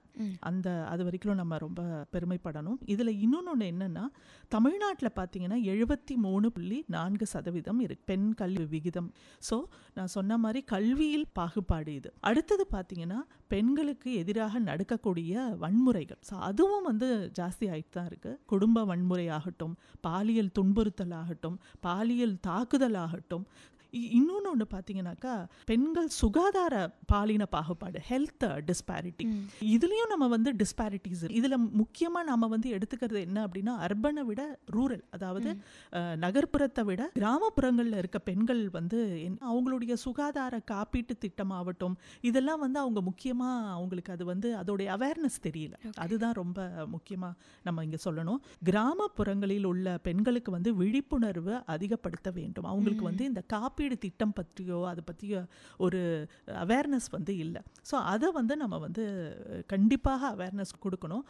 அவங்களுடைய ஹெல்த்லேயும் அவங்க அவ்வளோ முக்கியத்துவம் தரதில்லை. அதுதான் சுகாதார பாலின பாகுபாடை பற்றி நம்ம கொஞ்சம் யோசிக்கணும். அடுத்தது சைல்ட் மேரேஜ். இன்னமும் இருக்கான்னு கேட்டால் கண்டிப்பாக இருக்கு. சிறார் திருமணம்ன்றது இதுவும் அகெயின் 2011 சென்சஸ் பிரகாரம் பார்த்தீங்கன்னாக்கா 1.2 crore women married at the age of 10. அதாவது 10லேருந்து 19 வயது உட்பட்ட பெண்கள் வந்து இவ்வளோ பேருக்கு கல்யாணம் நடந்திருக்கு. இதுதான் வந்து இந்த ரிப்போர்ட் நம்ம சென்சஸில் இது பண்ணுறது. இது வந்து தமிழ்நாட்டில் கொஞ்சம் குறைஞ்சிட்டு இருக்குன்னு சொல்லலாம். முக்கியமாக திண்டுக்கல், சேலம் போன்ற இதெல்லாம் பார்த்திமா மாவட்டங்கள் எல்லாம் கொஞ்சம் குறைஞ்சிருக்கு. பெண் சிசு கொலையும் பெண் கருக்கொலையும் கூட இன்னும் நடந்துட்டு இருக்கு. இதுதான் ரொம்ப வருத்தம் அளிக்கக்கூடிய ஒரு நிகழ்வாக நாம் பார்க்கணும். ஃபீமேல் இன்ஃபான்டிசைட்னு சொல்லுவோம். இன்னொன்று வந்து பெண் கருக்கொலை, அது இன்னும் முக்கியமான ஒரு இது. சரி, இதெல்லாம் விட இன்னும் என்ன ஆண்டாண்டு காலமாக நடக்கக்கூடிய சில கொடுமைகள்னு பார்த்தா வரதட்சணை கொடுமைகளும் இன்னும் அங்கங்கே நடந்து கொண்டு தான் இருக்குது. இதெல்லாமே ரிப்போர்ட்ஸ், இதெல்லாமே வந்து ரிப்போர்ட்ஸ் சொல்லுது. வரதட்சணைலாம் அதுக்கெல்லாம் நமக்கு ஆக்டே வந்துருச்சு, ஆனால் இன்னமும் அது தொடர்ந்து கொண்டு தான் இருக்கு. இதை விட நம்ம வந்து இன்னொரு விஷயம் நம்ம என்ன பார்க்கணும் அப்படின்னா, நம்ம என்ரோல்மெண்ட் ரேஷியோலாம் ஜாஸ்தி ஆயிருக்கு. கல்விக்காக குழந்தைகள் வந்து பள்ளிக்கு வருவது இதெல்லாம், ஆனாலும் ட்ராப் அவுட் ரேஷியோவும் ஜாஸ்தி ஆயிட்டு இருக்கு. அதாவது இடைநிற்றல் விகிதம்னு சொல்லுவாங்க. இப்போ பிரைமரி லெவல் ஸ்கூல் பார்த்தீங்கன்னாக்கா, ஆரம்ப பள்ளியில் பார்த்தீங்கன்னாக்கா 2.7% இருக்கு. அதே செகண்டரி லெவல் இடைநிலை கல்வியில் பார்த்தீங்கன்னா 17.3 அளவில் இருக்கு. பெண்கள் ஹையர் எஜுகேஷனுக்கு போகும்போது பார்த்தீங்கன்னா 23.3% இருக்கு. ஸோ இது காரணம் என்னவா இருக்கும் அப்படின்னு பார்த்தா, சுற்றி நீங்கள் எங்கே வருவீங்கன்னா கல்யாணத்தில் கொண்டு வந்து, ஸோ கல்யாணம், அவங்கள வற்புறுத்தி கல்யாணம் சில பேருக்கு நான் சொல்கிறேன் அதுவாக இருக்கும். அதோடு இல்லாமல் நிறைய பெண்கள் பியூபர்ட்டிக்கு அப்புறமா பெண்களை வந்து படிக்க அனுப்புறதில்லை. ஏன்னா சரியான டாய்லெட் ஃபெசிலிட்டிஸ் இல்லை, கழிப்பறைகள் ஒழுங்காக இல்லை. ஸோ இவ்வளவு பாயிண்ட்ஸ் நம்ம யோசிக்க வேண்டியதாக இருக்குது. சமுதாயத்தில் பெண்கள் எதிர்கொள்ளும் சவால்கள் வந்து இவையெல்லாம்னு சொல்லலாம். ஓகே மேம், நீங்கள் பேசும்போதே சொல்லியிருந்தீங்க ஸ்கூல் ட்ராப் அவுட் ஆகுறவங்க இன்னும் அந்த விகிதம் இருக்குது அப்படின்னு சொல்லிட்டு. இப்போது முன்னாடி இருந்ததை விட இப்போ வந்து ட்ராப் அவுட் ஆகுறாங்க அப்படின்னா அந்த ஸ்கூல் டீச்சர்ஸ் வந்து இன்ஃபார்ம் பண்ண முடியுமா மேம்? ஏன்னா இப்போ நீங்கள் அந்த கல்யாணமாக இருக்கட்டும், வேறு ஏதாவது காரணங்களால் அவங்கள ட்ராப் அவுட் பண்ணுறாங்க அப்படின்னா அந்த ஸ்கூலில் இருக்க டீச்சர்ஸ் வந்து இன்ஃபார்ம் பண்ணி கவர்மெண்ட் கிட்ட இந்த மாதிரி குழந்தைய ட்ராப் அவுட் ஆகிடுச்சு அப்படின்ற மாதிரி சொல்லி மாறி அந்த குழந்தைகள் அடுத்து படிக்கிறதுக்கான ஒரு சந்தர்ப்பம் வந்து ஏற்படுத்துகிற நிலை இருக்கா? கண்டிப்பாக இருக்குது. டீச்சர்ஸோட ரோல் இதில் ரொம்ப ரொம்ப முக்கியம். ஏன்னா அந்த குழந்தை வந்து ஒரு 12th ஸ்டாண்டர்ட் படிக்கிறாங்க, 11th ஸ்டாண்டர்ட் படிக்கிறாங்க, அவங்க வீட்டில் வந்து கல்யாண பேச்சு இது இருக்குது அப்படின்னு சொன்னால் உடனே அந்த டீச்சர்ஸ் வந்து அவங்களுக்கான அந்த பெற்றோர்களை கூப்பிட்டு அவங்க சொல்லலாம். இன்னும் வந்து 18 வயசு ஆகணும் அந்த மாதிரிலாம். ஏன்னா கல்யாண வயதுன்னு ஒன்று இருக்குது இல்லையா? ஸோ அதெல்லாம் இல்லாமல் அவங்க வந்து ஏர்லி மேரேஜ், சைல்ட் மேரேஜ் பண்ணுறதெல்லாம் பண்ணக்கூடாது. அதுக்கான சட்டம் இருக்குது. அந்த மாதிரி நிறைய நிறுத்தியிருக்காங்களும். அது சர்வேலாம் பண்ணியிருக்காங்க, அதுக்கான ரிப்போர்ட்ஸ்லாம் இருக்குது. நிறைய சைல்ட் மேரேஜஸை வந்து ஸ்டாப் பண்ணியிருக்காங்க. டீச்சர்ஸோட ரோல், ஸ்கூல்ஸோட ரோல் வந்து கண்டிப்பாக இதில் இருக்குது. நிறைய இடங்களில் பார்த்தீங்கன்னா கல்யாணம் வரைக்கும் போய் நிறுத்தியிருக்காங்க. அந்த மாதிரிலாம் இருக்குது. ஏன்னா அந்த குழந்தைக்கே விருப்பம் இல்லாமல் கல்யாணம் பண்ணக்கூடாது. அது ஒரு பெரிய ஒரு இது. அந்த குழந்தைக்கே விருப்பமே இல்லை, பெண் குழந்தைக்கே விருப்பம் இல்லாமல் கட்டாயமாக கல்யாணம் பண்ணுறது, இதெல்லாம் வந்து ஒரு நல்ல ஒரு பழக்கம் இல்லை இல்லையா? ஸோ அதனால் டீச்சர்ஸோட ரோல் வந்து ரொம்ப ரொம்ப இம்பார்ட்டண்ட் இதில்.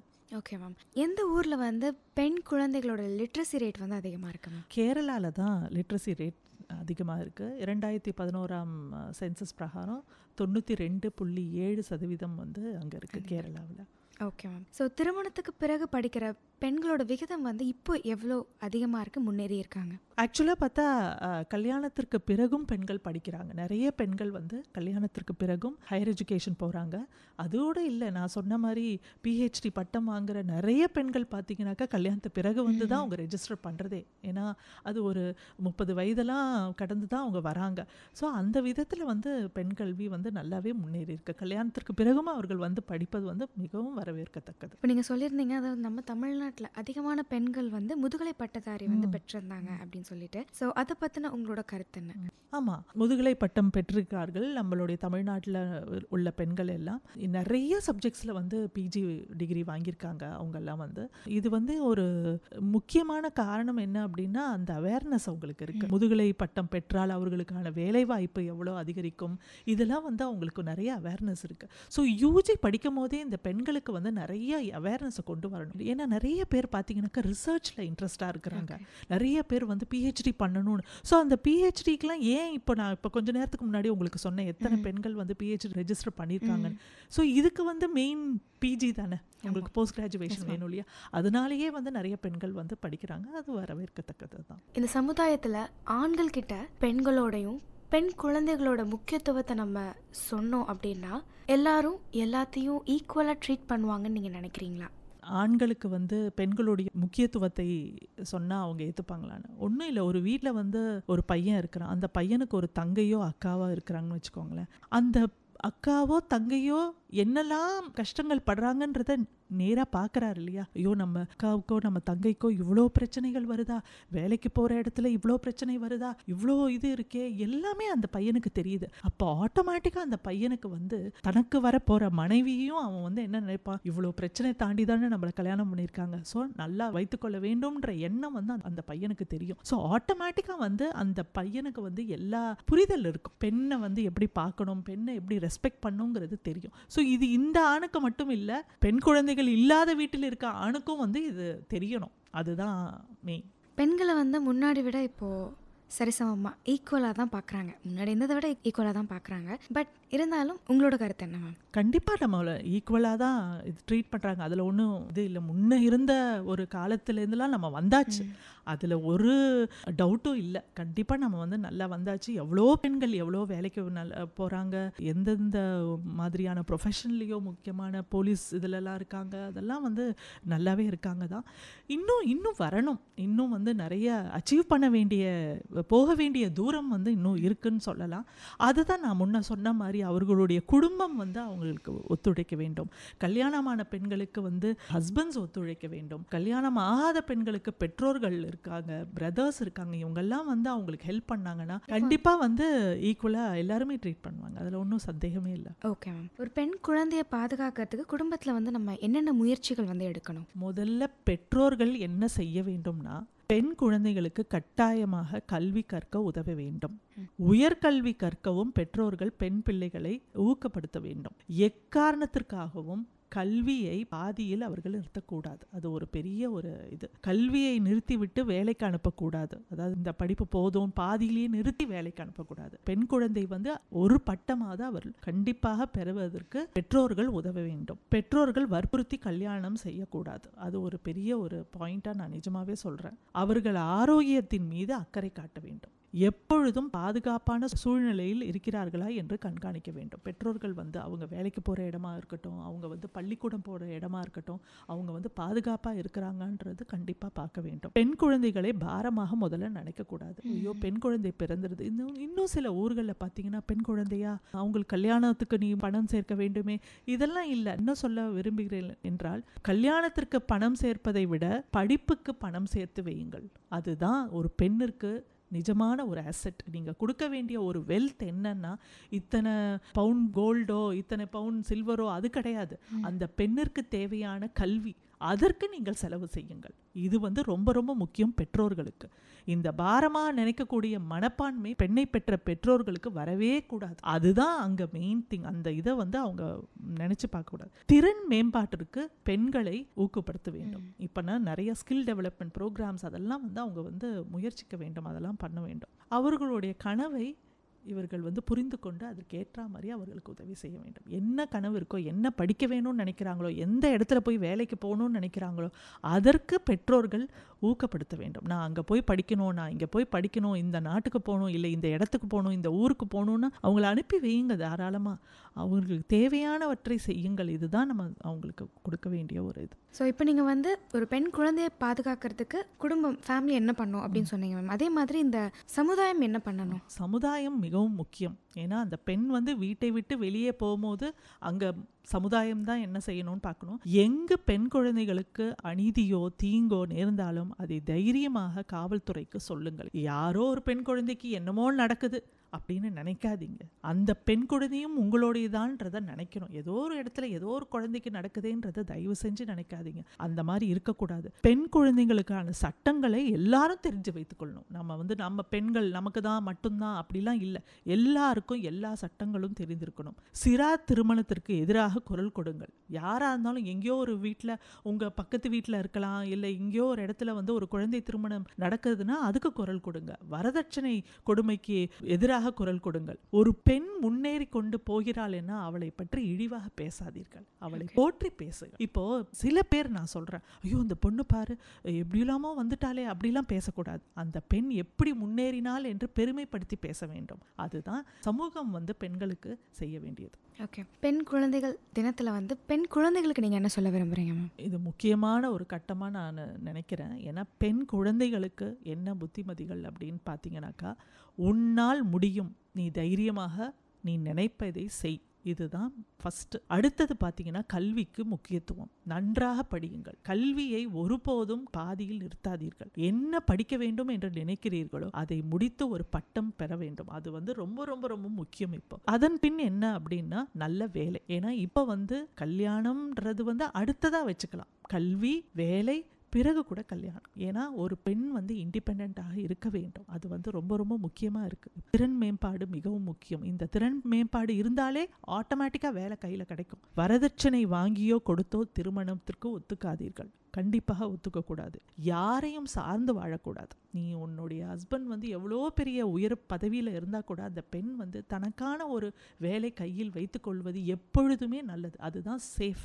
தைரியமாக வாழ கற்றுக்கொள்ள வேண்டும். உங்களுக்கு நடக்கும் எந்த மாதிரியான அநீதிகளுக்கும் எதிராக குரல் கொடுங்கள். நீங்கள் வந்து அமைதியாக, ஐயோ ஒர்க் பிளேஸில் நம்மளை ஏதோ ஹராஸ் பண்ணுறாங்களோ அமைதியாக இருந்துடலாமோ, இல்லை நம்ம படிக்கிற இடத்துல இந்த மாதிரி பண்ணுறாங்களோ, ஒரு ஆசிரியர் தன்னை துன்புறுத்துகிறாங்களே, நம்ம வெளியில் சொல்லலாமா? தைரியமாக சொல்லுங்கள். இல்லைனா அடுத்த ஒரு பெண் இருக்கிறாள், அவளை வந்து ஹராஸ் பண்ணிகிட்டு இருப்பாங்க. நீங்கள் போய் தைரியமாக சொன்னால் தான் அங்கே ஒரு ஃபுல் ஸ்டாப் நடக்கும். அதனால் அங்கேயே சொல்லாமல் அதை அப்படியே மனசில் போட்டு இருக்காதீங்க. ஒன்று பெற்றோரிடமோ இல்லை ஆசிரியரிடமோ இல்லை அங்கே இருக்கிற கவுன்சிலர்ஸ்லாம் நிறைய பேர் இருக்காங்க இப்போ பள்ளியில், அவங்கக்கிட்டவோ இல்லையோ போலீஸ் இருக்காங்க நமக்காக. அந்த மாதிரி ஒரு இடத்துல வந்து தைரியமாக நீங்கள் வந்து உங்களுக்கு நடக்கக்கூடிய அநீதிகளை சொல்லுங்கள். அது வந்து ரொம்ப ரொம்ப முக்கியம் இந்த காலத்தில். ஏன்னா நம்ம நிறைய பார்க்குறோம் இப்போல்லாம். உங்கள் கனவு என்னவென்று தெரிந்துகள், அதற்கேற்ற மாதிரி நீங்கள் வந்து உங்களுடைய பயணத்தை தொடங்குங்கள். சுகாதாரத்திற்கும் முக்கியத்துவம் கொடுங்கள். ஏன்னா health is also very important. ஹெல்த்துக்கும் நம்ம வந்து இம்பார்ட்டன்ஸ் தரணும். உங்களுக்கான எல்லா சட்டங்களையும் நீங்கள் தெரிந்து கொள்ளுங்கள். எவ்வளோ சட்டங்கள் இருக்கு, அந்த சட்டங்கள் எல்லாம் தெரிந்து கொள்ளுங்கள். இது வந்து நிறைய பெண்களுக்கு நான் சொல்றேன், உங்கள் பெற்றோர்களை நீங்கள் கவனித்து கொள்ளலாம். நான் சொல்றது கல்யாணத்திற்கு பிறகும் நீங்கள் அவர்களை கவனித்தது. எந்த சட்டத்திலையும் வந்து ஒரு பெண் குழந்தை வந்து அவங்க பெற்றோரை வந்து வைத்துக்கொள்ளக்கூடாதுன்னு எந்த சட்டத்திலையுமே இல்லை. இதனாலேயே நிறைய பேர் வந்து என்ன பண்ணுறாங்க, ஐயோ பெண் குழந்தை போயிடுமே, இந்த மாதிரியான சில இதெல்லாம் இருக்குது. ஸோ எந்த சட்டத்திலையுமே இல்லை. கல்யாணத்திற்கு பிறகும் உங்கள் பெற்றோரை நீங்கள் கவனித்து கொள்ளலாம், உங்கள் பெற்றோர்களை நீங்கள் வைத்துக்கொள்ளலாம். இந்த மாதிரியெல்லாம் இருக்குது. அதெல்லாம் ஒரு காலத்தில் அதெல்லாம் ஃபாலோ பண்ணிட்டு இருந்தாங்க. அதெல்லாம் இப்பொழுது இல்லை. ஸோ இந்த பெண் குழந்தைகள் இதெல்லாம் தெரிந்து கொள்ளுங்கள். Okay ma'am. இப்போது நம்மளோட சமுதாயத்தில் வந்து ஒரு பெண்ணுக்கு ஒரு பெண் தான் வந்து துணைன்னு சொல்லுவாங்க. ஏன்னா ஒரு பெண்ணுக்கு வந்து இன்னொரு பெண்ணால் தான் புரிஞ்சுக்கவே முடியும் அப்படின்னு சொல்கிறாங்க. அதே மாதிரி என்ன கேட்டால் ஒரு ஆணை விட ஒரு பெண்ணுக்கு பெண் தான் எதிரி. ஏன்னா இப்போ இவ்வளோ நேரம் நம்ம பேசுகிறோம், நம்ம ஒரு மருமகளாக வந்துட்டோம் அப்படின்னா ஃபஸ்ட்டு என் பையனை வேலை வாங்குறேன் அப்படின்னு சொல்கிறதே அப்பா சொல்ல மாட்டார், ஆனால் அம்மா சொல்லுவாங்க. அந்த ஒரு பெண்ணுக்கே ஒரு பெண் வந்து ஒரு எதிரியாக இருக்காங்க. அது நிறைய விஷயம் இப்போ மாறி இருக்கு. பட் இருந்தாலும் ஸ்டில் அது இல்லைன்னு நம்மளால் சொல்லவே முடியாது. அதை பற்றி நீங்கள் என்ன நினைக்கிறீங்க? கண்டிப்பாக இது வந்து ரொம்ப இருந்தது முன்னாடி. இப்போ நீங்கள் சொன்ன மாதிரி ஒரு மாமியார், அந்த வீட்டில் வரக்கூடிய மருமகள், அதை பார்க்குற கண்ணோட்டம், இதெல்லாம் வந்து நிறையவே இருந்ததுன்னு சொல்லலாம். அவங்களோட பையன் வந்து வேலை ஏதாவது செஞ்சாக்கா உடனே அம்மாவுக்கு அது பிடிக்காம போகலாம். ஆனால் அது வந்து இன்னமும் இப்போ பார்த்தீங்கன்னா இந்த ஒர்க் பிளேஸ்லேயோ அந்த மாதிரி இடங்கள்லாம் பார்த்தீங்கன்னாக்கா ஒரு பெண் வந்து நல்ல முன்னேறிட்டு இருக்காங்க அப்படின்னா அது இன்னொரு பெண் வந்து ரொம்ப கொச்சைப்படுத்தி பேசுறது. இந்த பெண் வந்து முன்னேறிட்டா, இந்த பெண் வந்து இந்த பொசிஷனுக்கு போயிட்டா, ஃபாஸ்ட்டாக எங்கேயோ போயிட்டு இருக்கா, அப்போ வந்து இவ எப்படி அதை முன்னேறி இருப்பாங்கிறது வந்து ஒரு பெண்ணே வந்து சில டைம் வந்து பேசும்போது தான் ரொம்ப வருத்தம் அளிக்கக்கூடிய ஒன்றா இருக்கும். சொல்லுவாங்க அப்படின்னா எப்படி அவ முன்னேறி எப்படி இவ முன்னேறி இருப்பா, ஒருவேளை அவங்க ஏதாவது ப்ளீஸ் பண்ணிருப்பாங்க, இல்ல ஃபேவர் பண்ணிருப்பாங்க, ஏதோ ஒரு இத வந்து சொல்வாங்க. ஆனா அந்த பெண் வந்து தன்னுடைய முயற்சியால் அவ வந்து முன்னேறி இருப்பா. ஆனா ஒரு பெண்ணே வந்து அதை பேசும்போது வந்து ரொம்ப மனது கஷ்டமா இருக்கும். சில ஆண்கள் பேசுவாங்க, ஆனா ஒரு பெண்ணே வந்து அதை மாதிரி பேசக்கூடாது. அது கண்டிப்பா அது மாறணும். இப்போ வந்து ரொம்ப மாறி இருக்கு, முன்ன மாதிரி இல்லை. ஆனாலும் அங்கொன்று இங்கொன்றுமாக இருக்கிறாங்க பெண் வந்து. இது வந்து என்னன்னா, நீங்க வந்து மற்ற பெண்ணை சொல்லும் போது உங்களையே நீங்க சொல்லிக்கிற மாதிரி தான். அந்த பெண் இனத்தையே நீங்க சொல்லும் போது அது வந்து ஒரு எவ்வளோ ஒரு பெரிய ஒரு இழக்கா இருக்கு பார்த்தீங்களா? ஸோ அந்த மாதிரி இருக்கக்கூடாது. இது கூட இன்னொன்று என்ன அப்படின்னா, நான் ஒரு திரைப்படத்தில் கூட பார்த்தேன் ரீசெண்டாக. அந்த ஒரு பெண் வந்து அவங்களே தனியாக ஒரு பிஸ்னஸ் பண்ணிட்டு இருக்காங்க. ஹஸ்பண்ட் வந்து ஹவுஸ் ஹஸ்பண்டாக இருக்காரு, ஒய்ஃப் வந்து பிஸ்னஸ் ரன் பண்ணிட்டு இருக்காங்க. அவங்க தான் ஹெட்டே அங்கே. ஸோ அவங்களோட குழந்தைய வந்து ஒரு நாள் அவங்க ஸ்கூலுக்கு கூட்டு போகிறாங்க அப்படின்னா, மற்ற குழந்தைகளோட அம்மாக்களுக்கு வந்து இவங்க ஒரு பிஸ்னஸ் பண்ணுறாங்க, இவங்க இவ்வளோ பெரிய இடத்துல இருக்காங்க அப்படிங்கிறத வந்து அவங்களால அக்செப்ட் பண்ணிக்கவே முடியல. அவங்க வந்து ஜாடை மாடையா அவங்கள வந்து ஏதாவது ஒன்று சொல்கிறது அப்படின்ற மாதிரி. ஆனால் எப்போ அவங்க அதை பேசுறதை நிறுத்தினாங்க அப்படின்னா அவங்களுக்கு சப்போர்ட் பண்ணி ஒரு ஆண் பேசும்போது அதை நிறுத்தினாங்க. ஸோ இது எனக்கு பார்க்கும்போது கொஞ்சம் வருத்தமாக தான் இருந்தது. பட் என்னடா நம்ம இவ்வளோ டெக்னாலஜி வளர்ந்தாச்சு, எல்லாருமே நம்ம இப்போ யாருமே படிக்காமல் கல்யாணம் பண்ணிக்கிறதே கிடையாது. ஆல்மோஸ்ட் அவங்க ஒரு யூஜி படிச்சிருப்பாங்க. இப்போ சொல்கிற மாதிரி நிறைய பெண்கள் பிஜி படித்து இப்போ பட்டதாரி ஆயிட்டாங்க. அப்படிங்கிறப்போ இன்னும் அந்த விஷயம் மாறாமல் இருக்கே, ஏன் அப்படி இருக்குது அப்படின்ற மாதிரி ஒரு எண்ணம் இருக்குது. முன்னாடி காலத்தில் வந்துட்டு இப்போது வேணா நம்ம அம்மா மருமகள்னு பேசும்போது அம்மா படிச்சிருக்க மாட்டாங்க அப்படின்னு வச்சப்போ மருமகள் வந்து படிச்சிருக்காங்க, அதனால தான் அவங்க வேலைக்கு போகிறாங்க, தன் மகனை வந்து அவங்க வேலை வாங்குறாங்க அப்படின்ற ஒரு கேட்டகரி இருக்குன்னு வச்சுக்கோங்களேன் மேம். பட் ஆனால் இப்போது நம்ம எல்லாருமே படிச்சிருக்கோம். ஆனால் எல்லாருமே படித்து அந்த ஒரு கல்வி அறிவு இருந்தாலும் நிறைய விஷயம் மாறி இருந்தாலும் இந்த விஷயம் ஸ்டில் இப்படியே தான் இருக்குது. சில இடங்கள்ல அப்படி தான் இருக்குது. அது வந்து மாறணும். அதுதான் மெயின். இப்போ நம்ம வந்து கல்வி அறிவு நீங்கள் சொன்ன மாதிரி மாமியார் படிச்சிருப்பாங்க, மாமனார் படிச்சிருப்பாங்க, மருமகள் படிச்சிருப்பாங்க, அந்த மகனும் படிச்சிருப்பாங்க. ஸோ அந்த மாதிரி இடத்துல வந்து சில பேர் வந்து நல்ல ஒரு அண்டர்ஸ்டாண்டிங்கோடு இருக்கிற குடும்பங்கள்லாம் இருக்குது. ஆனால் அங்கேயுமே சில சலசலப்புகள், சில இந்த மாதிரியான ஒரு இது, ஐயோ நம்ம பையன் வேலை செய்கிறானோ, நம்ம பையன் இப்படி இருக்கானோ, அந்த மாதிரிலாம் இருக்குது. அதெல்லாம் மாற வேண்டும் கண்டிப்பாக. ஏன்னா ஒன்றும் இல்லை, அந்த பெண் வந்து நினைத்தால் போதும், நம்ம சமுதாயம் மாறணும், நம்ம மருமகள் வந்து நல்ல வேலைக்கு போகணும், நம்ம சப்போர்ட் பண்ணணும், எல்லாம் இந்த மாதிரியான ஒரு மென்டாலிட்டி வந்துருச்சுன்னு வச்சுக்கோங்களேன், எல்லாமே மாறிடும் எல்லா இடத்துலையும். அதே மாதிரி ஒர்க் பிளேஸ் போகிறாங்க, முன்னேறிட்டு போகிறாங்க, ஓ அந்த பெண் முன்னேறா, பரவாயில்ல, எவ்வளோ நல்லா இருக்குது பார்க்கறதுக்கு, இன்னும் அடுத்த பெண்களும் அப்படி வரணும்னு நினைச்சாங்கன்னு வச்சுக்கோங்களேன், சமுதாயமே நல்லபடியாக வரும். அதை விட்டுட்டு இவங்க இப்படி போகிறாங்க அவங்க இப்படி போகிறாங்கன்னு வரும்போது தான் சில பிரச்சனைகளை வந்து நம்ம சந்திக்க வேண்டியதாக இருக்குது. Yes ma'am. ஒரு பெண் ஏதாவது ஒரு விஷயம் ஒரு தைரியமாக ஏதாவது செஞ்சுட்டாங்க அப்படின்னா அதை வந்து அவங்க தைரியமாக இருக்காங்க அப்படின்னு சொல்கிறத விட வேறு ஏதாவது வார்த்தைகளை சொல்லி அவங்கள இது பண்ணுறாங்க. ஆனால் இதே ஒரு ஆண் பண்ணிட்டாங்க அப்படின்னா ரொம்ப தைரியமான பையன் அப்படின்ற மாதிரி சொல்கிறாங்க மேம். இதுலேயே வந்து ஒரு பயங்கர டிஸ்கிரிமினேஷன் இருக்குது. அவங்களால அந்த பெண்கள் வந்து ரொம்ப தைரியமாக இருக்காங்க அப்படிங்கிறத வந்து ஏற்றுக்கவே முடியல. ஒரு பெண் வந்து தைரியமாக அதை செஞ்சால் அதை வந்து பாராட்ட வேண்டும் நம்ம. ஐயோ அந்த பொண்ணு போய் தனியாக போய் ஒரு ஊருக்கு போய் எக்ஸாம் எழுதிட்டு வந்துருச்சு, அதை பாராட்டலாமே, அதில் என்ன இருக்குது, அதை தைரியமாக நம்ம பாராட்டணும். அந்த பெற்றோர்கள் அவங்க வந்து தைரியமாக அனுப்பியிருக்காங்க, அதை வந்து நம்ம பாராட்டணும். அதை விட்டு வந்து நம்ம அந்த பெண்ணை வந்து வசைப்படுத்தி ஏதாவது அதை அந்த மாதிரி பேசக்கூடாது. ஆனால் இது நடக்குது சமுதாயத்தில். பார்த்தீங்கன்னாக்கா சில பேர், நான் சொல்கிறது கண்டிப்பாக எல்லாரையும் சொல்லலை, சில பேர் வந்து தனியாக போயிட்டு வந்துட்டா அப்படி இப்படின்லாம் பேசுவாங்க தான். அதை வந்து அந்த கண்ணோட்டம் மாற வேண்டும், கண்டிப்பாக மாற வேண்டும். மாறும், அது வந்து மாறும். ஏன்னா இன்னும் ஃப்ளைட் மாதிரி இன்னும் ஆஸ்ட்ரோனாட்ஸ்லாம் போயாச்சு, எங்கேயோ போயிட்டாங்க விமன்.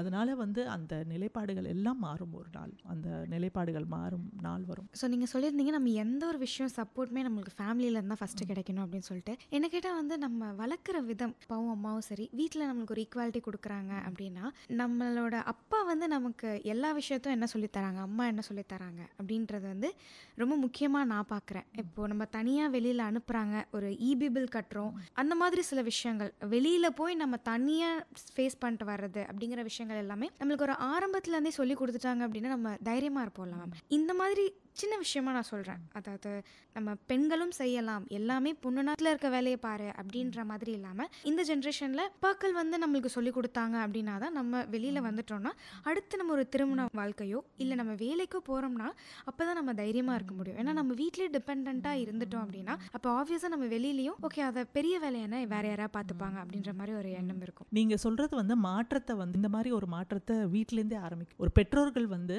தைரியமாக பெண்ணை வந்து நீ போயிட்டு வா, நீ கடைக்கு போயிட்டு வா, நீ வந்து போய் இந்த பில்லை கட்டிட்டு வா, நீ போய் டெலிஃபோன் பில்லை கட்டிட்டு வா, இதெல்லாம் வந்து அனுப்ப வேண்டும். அதுக்காக ஒரு பையனை எங்கே இருக்கான்னு தேடிட்டுலாம் இருக்க வேண்டாம். எல்லாத்துக்கும் பெண்ணை வந்து தைரியமாக அனுப்ப வேண்டும். அப்போ தான் அந்த பொண்ணு கல்யாணத்திற்கு பிறகும் வந்து அந்த தைரியத்தோடு தான் இருப்பா. இல்லைன்னா அவங்களும் வெளியில் போகக்கூடாதுன்ற ஒரு இதோடு தான் இருப்பாங்க.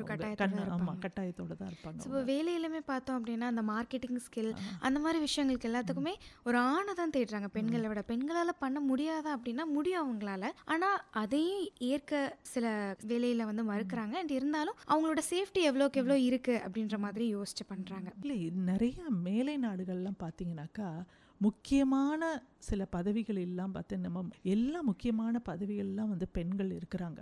இங்கே வந்து என்னென்னா இன்னும் அந்த ஒரு எக்ஸ்போஷர் வரலையோங்கிறதான் என்னுடைய இது. நீங்கள் சொன்ன மாதிரி ஒரு ப்ராஜெக்ட் கொடுக்குறதாகட்டும், ஒரு பெண்ணிற்கு வந்து நீ வேற ஒரு நாட்டிற்கு போய் செய்ய வேண்டும் அப்படின்னு யோசிக்கிறாங்க. இதை செய்வாங்களான்னு கண்டிப்பாக கொடுத்து பாருங்கள், அவங்க வந்து தைரியமாக போயிட்டு வருவாங்க. அந்த மாதிரி இப்போ இருக்கிற பெண்களுக்கு வந்து நிறையாவே தைரியம் இருக்குது. அது வந்து அவங்க கொடுக்க முன் வர மாட்டேங்கிறார்கள். அதுதான் மெயின் ஒரு இது. அந்த கேப் இன்னும் இருக்குது. அந்த டிஸ்பாரிட்டியை கொண்டு கொண்டு வந்துட்டே இருக்காங்க. பட் அது வந்து மாறணும். எப்போ அது மாறும் அப்படின்னா, இந்த அதிகாரத்தில் இருப்பவர்கள் வந்து இல்லை நம்ம கொடுக்கணும், அவங்களும் முன்னேறி போய் பார்த்துட்டு வரட்டுமே, அவங்களும் சென்று அச்சீவ் பண்ணிட்டு வரட்டுமேங்கிற கண்ணோட்டத்தில் அவங்களும் இருந்தாங்கன்னா கண்டிப்பாக அதெல்லாம் மாறும். சுனிதா வில்லியம்ஸை வந்து அந்த நாட்டில் வந்து அமைச்சிருக்காங்க. எப்படி அமைச்சிருக்காங்க, எந்த தைரியத்தில் அமைச்சாங்க? அவங்க ஒரு பெண் தானே, அவங்கள அமைச்சிருக்காங்களே. எப்படி கல்பனா சாவ்லா போனாங்களே, நான் சொல்றது விண்வெளிக்கே போயிட்டு வந்தாங்களே, அதெல்லாம் எப்படி பண்ணாங்க? அந்த நம்பிக்கையும் ஊக்கமும் கொடுக்க வேண்டும். அதெல்லாம் கொடுத்தா எங்க வேணா போகலாம். பில் கட்டுறதுலயும் இதுலயும் நம்ம வந்து யோசிச்சா அப்புறம் என்ன, எல்லாமே அவங்க செய்வாங்க, கண்டிப்பாக செய்வார்கள். நிறைய விஷயம் நம்ம பேசியிருந்தோம். இருந்தாலும் நீங்க நேயர்களுக்கு என்ன சொல்ல விரும்புறீங்க? நேயர்களுக்கு நான் சொல்வது இதுதான், பெண் குழந்தைகளை பாதுகாப்பாக வைத்துக் கொள்ளுங்கள். அது வந்து முதல்ல ரொம்ப ரொம்ப முக்கியமானது. கல்வி வந்து அவங்களுக்கு கொடுக்கணும். அதுக்கு வந்து எவ்வளவு உதவி பண்ண முடியுமோ அவ்வளவு உதவி வந்து சமுதாயமாக நம்ம வந்து செய்ய வேண்டியது இதுதான். அதுக்கப்புறம் வந்து பெண்ணுக்கு ஏதாவது அநீதி நடந்தால் அதுக்காக குரல் கொடுங்கள். தயவு செய்து குரல் கொடுங்கள். ஏதோ நடக்குது நமக்கு என்ன அப்படிங்கிற ஒரு இது இல்லாம, எந்த ஒரு பெண் குழந்தை எந்த கஷ்டம் இருந்தாலும் அதுக்காக குரல் கொடுக்க வேண்டும். அது வந்து ரொம்ப ரொம்ப முக்கியம். சிறார் திருமணம் மற்றும் வரதட்சணை கொடுமை, இதுக்கெல்லாம் வந்து நம்ம எதிர்த்து நிற்க வேண்டும். இன்னமும் அதெல்லாம் வந்து நம்ம பார்த்துட்டு இருக்கக்கூடாது. அதற்கெல்லாம் குரல் கொடுக்க வேண்டும். அப்புறம் வந்து இது எந்த ஒரு பெண்ணையும் இழிவாக பேசவோ எதுவோ கூடாது. அவர் முன்னேற்றத்தை பார்த்து நாம் வந்து மகிழ வேண்டுமே தவிர, எந்த ஒரு பெண்ணை பாற்றும் நாம் வந்து அவர் இப்படி வந்தாங்க அப்படிலாம் நம்ம வந்து இது பண்ணக்கூடாது. ஸோ இதுதான் நான் சொல்லிக்க விரும்புகிறேன். Thank you so much for coming ma'am. இந்த தேசிய பெண் குழந்தைகள் தினத்தை ஒட்டி நிறைய விஷயங்கள் வந்து எங்கள்கிட்ட நீங்கள் பகிர்ந்துருந்தீங்க. நிறைய டேட்டாஸும் நீங்கள் கொடுத்துருந்தீங்க. பெண் பெண்களோ வந்து இந்த சமுதாயத்தில் எவ்வளோ தூரம் நம்ம முன்னேறிட்டு இருக்கோம் அப்படிங்கிற நிறைய விஷயங்கள் நீங்கள் எங்கிட்ட ஷேர் பண்ணியிருந்தீங்க. Thank you so much ma'am. Thank you. இதுவரை பெண் குழந்தை எனும் பெருஞ்செல்வம் நிகழ்ச்சியில்